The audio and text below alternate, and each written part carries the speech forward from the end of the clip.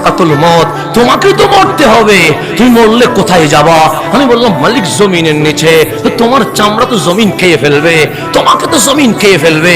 আমি বললাম মালিক সেটাই তো প্রমাণ হয়, কারণ জমিনের ভিতরে যা রাখা হয় সবগুলো জমিন খেয়ে ফেলে, তা আমাকেও রাখলে তো খেয়ে ফেলবে। আল্লাহ বলে এটা বিশ্বাস করিস না, এটা নাস্তিকের বিশ্বাস, কারণ মরে গেলে তারা খুঁজে পাবে না, মাটি তারা খেয়ে ফেলবে। সেই জন্য সে বলবে ডু ফুর্তি, জেনা কর, মদ খা, যেমন ইচ্ছা তেমন কর। আমি বললাম মালিক বিশ্বাস করব না। আল্লাহ বলে না। কেন? আল্লাহ বলে তোর পেট আছে নাকি? আমি বললাম আছে। রুটি খাইলে কি রুটি থাকে? আমি বললাম না।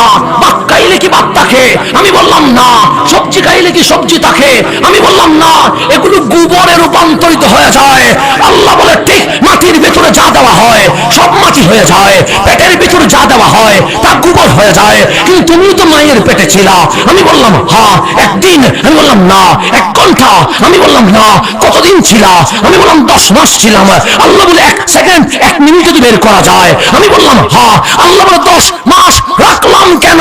আমরা বললাম মালিক রাখলেন কেন?